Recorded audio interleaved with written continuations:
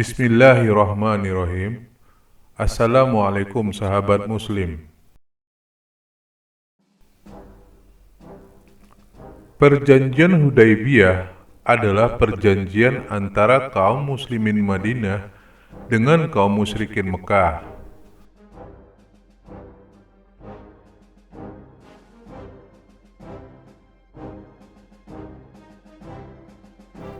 Perjanjian yang ditandatangani di lembah Hudaybiyah, pinggiran Mekah, ini terjadi pada tahun ke-6 setelah Rasulullah hijrah dari Mekah ke Madinah.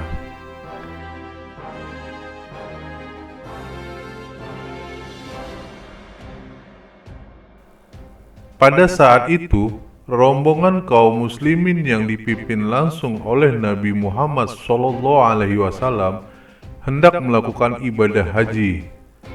Namun mereka dihalang-halangi masuk ke Mekah oleh kaum musyrik Quraisy warga Mekah.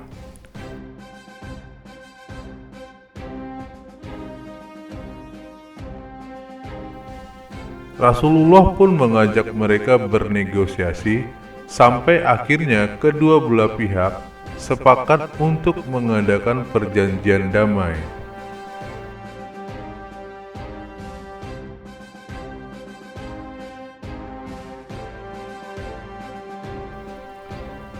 Inti isi perjanjian Hudaybiyah adalah sebagai berikut. Pertama, genjatan senjata antara Mekah dan Madinah selama 10 tahun. Kedua, warga Mekah yang menyeberang ke Madinah tanpa izin walinya harus dikembalikan ke Mekah.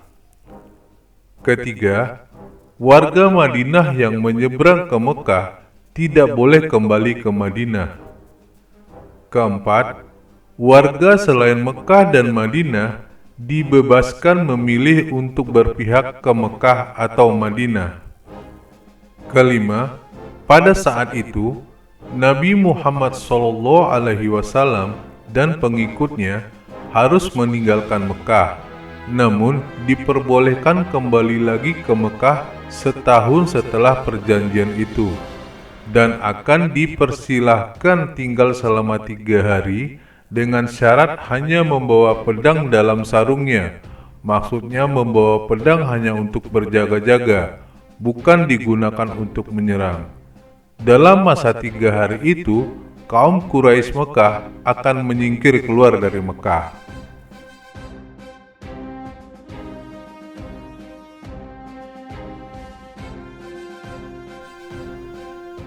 Sekilas isi perjanjian tersebut sama sekali tidak menguntungkan bagi kaum muslimin dan hanya menguntungkan kaum Quraisy Mekah. Ini bisa kita cermati satu persatu isinya.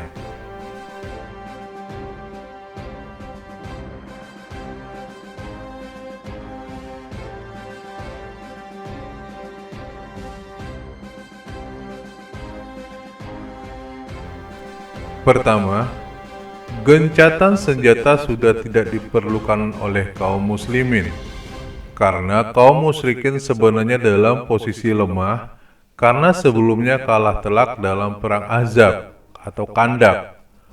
Kemampuan mereka bernegosiasi juga menunjukkan kelemahan posisi mereka. Kalau kuat, mereka pastilah langsung menyerang kaum muslimin yang hendak datang ke Mekah.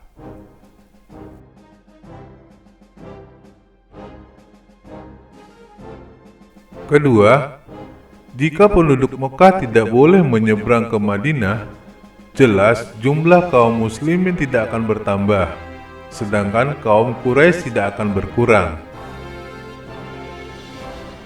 Ketiga, jika penduduk Madinah yang pergi ke Mekah tidak diperbolehkan untuk kembali ke Madinah, tentu warga Madinah akan berkurang.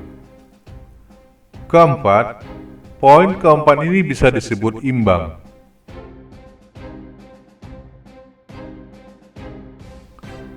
Kelima, kaum muslimin yang sudah menempuh perjalanan jauh ke Mekah, namun kini harus pulang tanpa bisa menunaikan haji.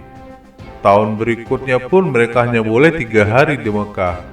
Tentu tak cukup untuk berhaji.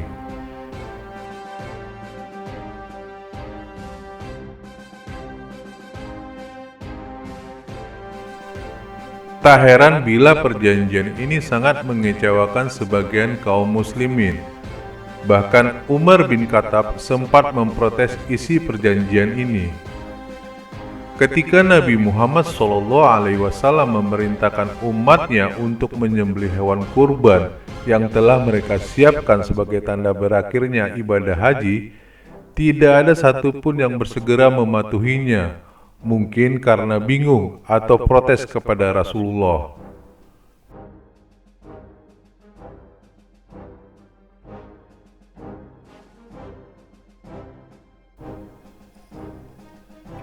Namun, lambat laun akhirnya terbukti, ternyata Nabi Muhammad SAW mempunyai visi politik yang sangat hebat, yang orang lain tidak mampu menangkapnya.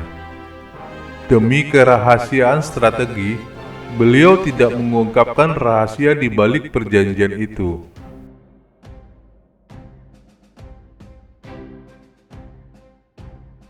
Setelah kemenangan Islam terjadi, kita bisa mengambil pelajaran bahwa paling tidak ada dua hal penting yang dihasilkan perjanjian Hudaybiyah tersebut. Pertama, perjanjian ini ditandatangani oleh Suhail bin Amr sebagai wakil kaum Quraisy. Suku Quraisy adalah suku paling terhormat di daerah Arab, sehingga siapapun akan menghormati apa yang mereka tentukan. Dengan penandatanganan perjanjian ini, maka Madinah diakui sebagai suatu daerah yang mempunyai otoritas sendiri. Jika suku Quraisy telah mengakui, maka suku-suku lain pun pasti mengakuinya.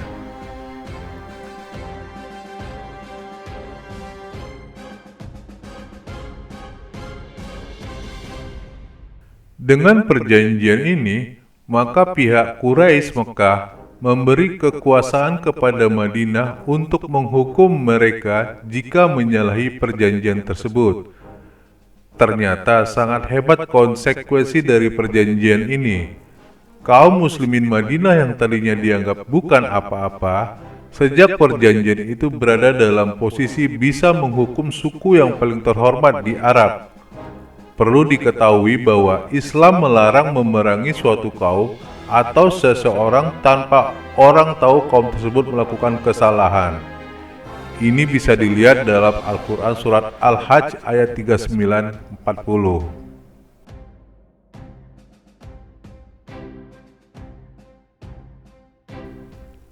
Dengan keuntungan yang didapat dari perjanjian Hudaybiyah itu, Nabi Muhammad SAW berusaha mengukuhkan status Madinah dengan cara mengutus berbagai utusan kepada pemimpin negara-negara tetangga, di antaranya Mesir, Persia, Romawi, Abasyah atau Ethiopia, dan lain-lain.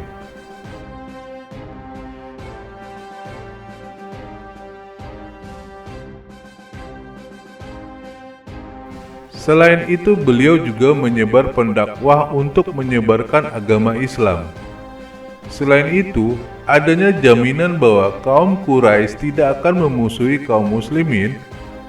Kaum muslimin pun bisa dengan leluasa menghukum kaum Yahudi Khaybar yang telah mendalangi penyerangan terhadap kaum muslimin Madinah dalam perang Azab atau Kandak.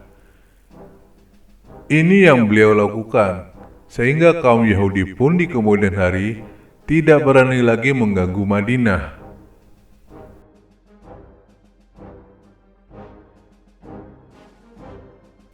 Selain itu, Nabi Muhammad SAW tahu betul karakter orang-orang Mekah. Beliau yakin bahwa mereka akan melanggar perjanjian itu sebelum masa berlakunya selesai. Dan hal itu memang terjadi, sehingga Rasulullah memiliki landasan hukum untuk melakukan penaklukan kota Mekah. Penaklukan Mekah terjadi damai tanpa pertumpahan darah karena kaum musyrikin sudah tidak berdaya lagi.